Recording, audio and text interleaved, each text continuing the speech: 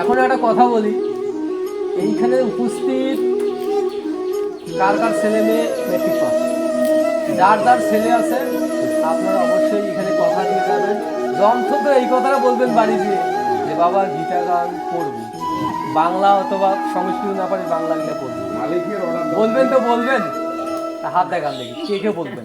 পরে পরে যাই না, আপনার বাড়িতে গিয়ে শুধু এই কথাটা বলবেন। যদি না ধরে সমস্যা নাই, কিন্তু কথাটা বলবেন মুখ দিয়ে। আপনি তো বলছেন।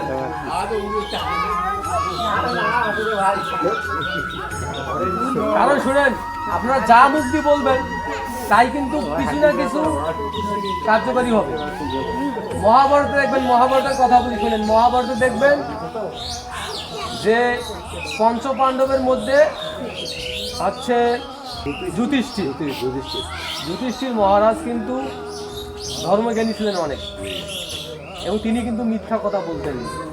যুদ্ধের এমন এক পর্যায়ে এসে গেছে যে মিথ্যা কথা বলতে হবে, গুরু দ্রোণকে মিথ্যা কথা বলতে হবে। এখন ভগবান শ্রীকৃষ্ণ বলতেছেন যে হে যুধিষ্ঠির, তুমি যদি এই মিথ্যা কথা বলো তাহলে কিন্তু যুদ্ধে আমাদের সফলতা কিছু হলেও আসতে পারে। যুধিষ্ঠির বললো না, আমি তো মিথ্যা কথা বলবো না। তখন কিন্তু ভগবান শ্রীকৃষ্ণ তো মায়াবী, অনেক কিছুই তিনি কিন্তু জানেন, টেকনিক করি। হ্যাঁ, তো তখন কিন্তু ভগবান শ্রীকৃষ্ণ বললেন যে তুমি এই কথাটা শুধু বলবেন যে অশ্বত্থামা হত ইতিগত, যে অশ্বত্থামা মারা গেছে, এবং ওইটাকে কিন্তু কাজে লাগিয়ে তার কিন্তু মৃত্যু হয়েছে। হ্যাঁ, তো দেখেন এই যে মিথ্যা কথাটা বললেন, শিক্ষণীয় বিষয় কিন্তু এটাই। কাকা শোনেন, শিখার বিষয় কিন্তু এটাই যে ইনি যে মিথ্যা কথাটা বললেন, এই মিথ্যা কথা বলার কারণেই কিন্তু তাকে কিন্তু নরক ভোগ করতে হয়েছে, অল্প একটু মিথ্যা কথা।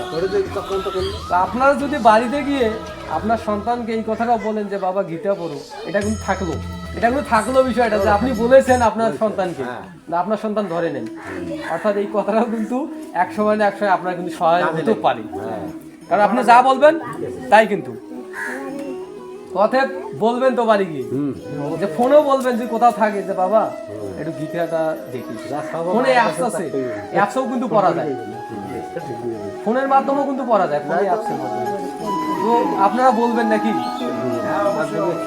ফোনের মাধ্যমে যদি নাও ধরে, আর এই কথাটা অন্তত বলবেন যে অমুক জগদীশ বলছে যে গীতা একটু দেখা।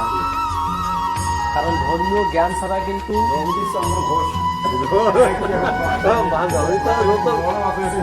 বলা উচিত।